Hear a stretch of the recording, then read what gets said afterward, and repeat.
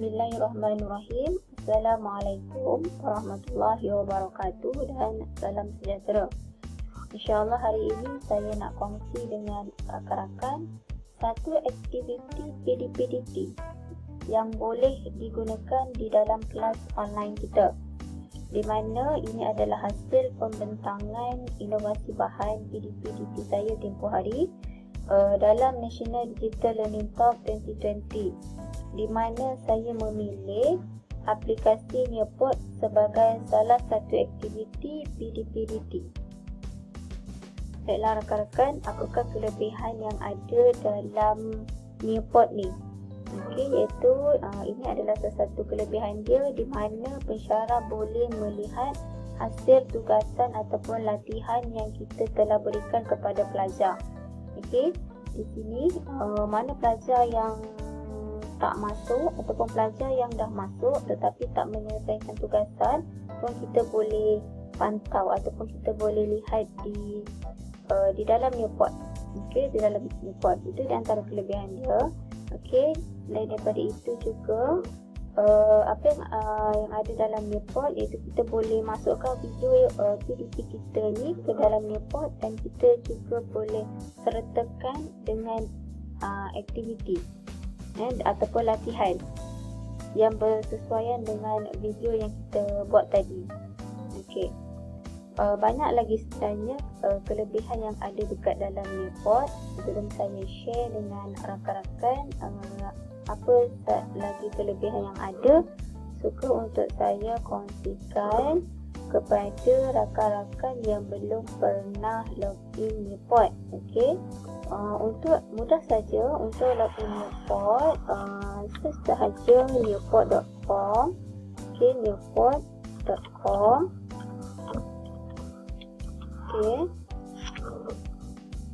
Ini adalah bila kita type nearpod.com, kita akan keluar paparan seperti inilah. Keluaran paparan seperti ini. So kita pilih yang kita sebagai teacher, kemudian kita login.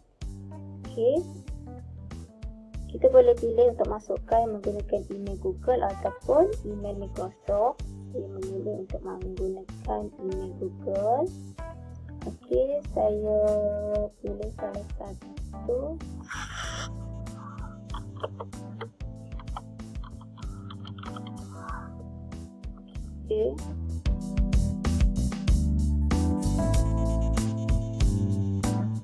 Mudah saja untuk login. Kita tekan, kita pilih teacher tadi, kemudian kita login. Kita masukkan email yang kita ada lah. Ini adalah kelebihan Nearpod lagi. Ini adalah kelebihan Nearpod lagi, di mana bila kita login saja, kita akan dapat satu platform yang mana kita boleh menyimpan semua aktiviti ataupun latihan yang telah kita sediakan untuk pelajar kita di dalam platform ini.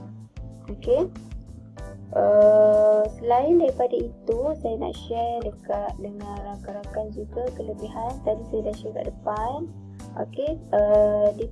Kalau kita tengok di kita punya platform depan ni, ini adalah contoh aktiviti yang telah saya sediakan lah. Dan saya pun telah buat, dan kita nak tengok report. Contohnya di antara kelebihan dia, iaitu kita boleh lihat report yang telah pelajar buat. Contoh saya nak tengok report yang ini.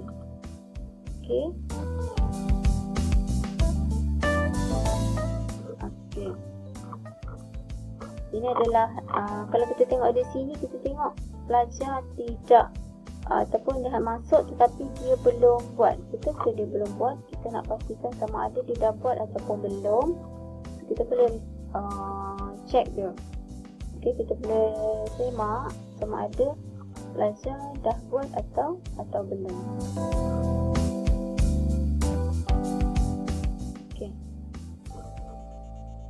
Sebenarnya pelajar dah buat tetapi belum habis. Mungkin macam ni, contoh macam ini, maksudnya pelajar dah buat dah, tetapi dia dia dah buat dah dia dah respon, tapi dia tengok tak habis. Maksudnya dia tidak belajar ataupun dia tidak melihat video yang kita sediakan tadi ni ataupun latihan yang kita sediakan tadi ni secara habis. Kalau dia selesaikan secara habis, dia akan keluar markah. Okey, kita dapat tengok markah. Kita akan dapat tengok markah pelajar. Kita tengok contoh lain lagi. Kita tengok yang ini pula. Okey, kita nak tengok pelajar. Okey, sama ada kita tengok detect pelajar tadi tu buat ke tak buat. Okey, ini adalah nama dia. Okey, kita boleh tengok mana pelajar kita yang tak masuk lagi. Dan then kita boleh panggil dia lah. Kita boleh panggil untuk dia ambil bahagian ataupun untuk dia selesaikan latihan yang kita berikan. Contohnya seperti Ashraf ni, dia masuk tapi dia dapat 33% maksud dia masuk tapi dia tak selesaikan tugasan. Macam tu. Kalau dapat yang 100% ni, maksudnya dia masuk dan dia selesaikan tugasan tadi dengan baik. Okay, kita boleh tengok lah. Okay, itu salah satu daripada kelebihan yang ada di dalam Nearpod. Okay, selain daripada itu, apa kelebihan yang ada di dalam Nearpod? Okay, kita boleh buat aktiviti ni dengan pelajar kita dalam kelas online kita. Okay, kita boleh pilih sama ada kalau ni kita pilih live participant, maksudnya di dalam kelas kita boleh selang-selingkan. Kita bagi kuliah, kemudian kita buat aktiviti dengan pelajar kita. Kalau kita nak begitu, kita pilih live participation. Okay.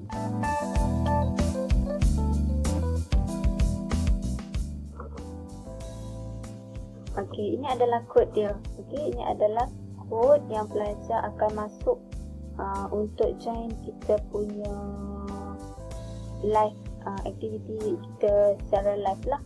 Okey, pelajar akan masuk dengan menggunakan kod ni lah. Pelajar akan masuk dengan menggunakan kod ini. Okey, dan kita akan belajar bersama dengan pelajar ini sebab kita tak belajar pun tak ada, sekadar contoh sahaja. Okey, ini adalah gambaran ataupun paparan untuk pelajar. Paparan untuk pelajar, bila dia masuk ni point.student, dia akan keluar macam ni lah. So, pelajar akan masukkan dia punya kod di sini. Okey, dia akan masukkan kod di sini, dia akan tekan join.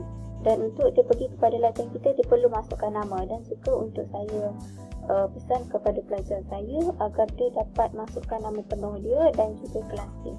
Okey, bagi memudahkan kita untuk kita membuat semakan lah. Okey, untuk memudahkan kita untuk membuat semakan.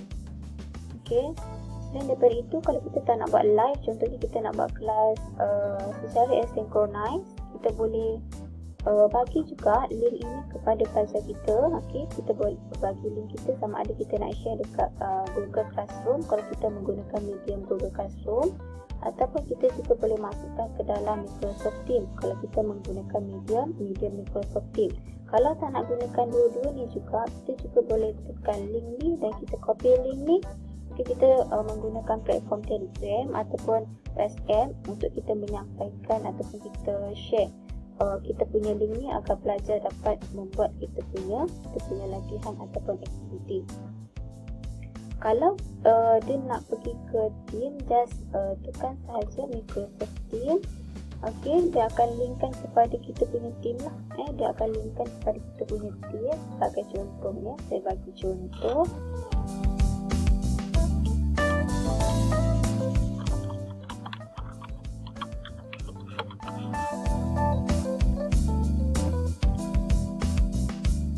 Okey, kita masukkan di channel, kita pilih channel, kemudian kita share dekat channel mana yang kita nak masukkan. Iaitu contoh saya nak masukkan dekat dalam latihan, so saya klik saja di mana pula saya nak. Contoh kalau dia di hashtag, so saya just share sajalah. Okey, dan kita close, maksudnya dia akan ada dekat dalam channel latihan kita di team. Okey, dan kita boleh semaklah, kita buka team dan kita tengok channel latihan kita tadi sama ada link tadi dah masuk ataupun belum. Okey, itu kelebihan yang ada dalam Nearpod lah. Okey, selain daripada itu saya nak share dengan rakan-rakan. Okey, bagaimana untuk kita create latihan ni? Itu yang pertama kita pilih create, kemudian kita pilih lesson. Okey, kita pilih lesson ini. Okey, ni untuk first kita buat kita punya latihan lah. Okey, kita tengok apa ada di dalam Nearpod, apa yang boleh kita buat. Okey, dah ada bahagian konten dan juga aktiviti. Untuk konten, kita boleh masukkan video PDP kita dan kita boleh masukkan di sana soalan-soalan yang berkenaan dengan kita punya video. Okey. Kemudian kita juga boleh gunakan ni sebenarnya adalah contoh audio, slideshow, ataupun bahan dalam bentuk PDF dan sebagainya. Konten yang kita nak berikan kepada pelajar kita. Ini pula adalah aktiviti yang boleh kita buat lah. Okey, contoh kita ada dalam report kita ada open-ended question, kemudian kita ada magic test, kita ada quiz, flip, kalaupun report, poll, dan inilah ini di antara aktiviti yang kita boleh gunakan dengan pelajar kita, yang boleh kita buat dengan pelajar kita di dalam kelas. Okey. Saya rasa ini dulu yang saya nak kongsi dengan rakan-rakan. Saya rasa dah panjang dah ni kelebihan yang ada dalam report. Okey, untuk saya share bagaimana untuk menyediakan latihan, contohnya kalau kita pilih Flipgrid ataupun kita nak buat latihan poll ataupun contoh apa lagi ada yang saya pernah buat. Okay, time to climb ni macam time to climb dia lebih macam game. Yang ni pelajar saya suka, kalau yang ni pelajar saya suka. Okay, dia akan ada pemenang di hujung, dia macam game lah. Okay, dia macam game. Okey, saya rasa ni dulu yang saya nak share dengan rakan-rakan kelebihan yang ada di dalam report. Semoga ianya bermanfaat. Sekian. Assalamualaikum warahmatullahi wabarakatuh. Terima kasih.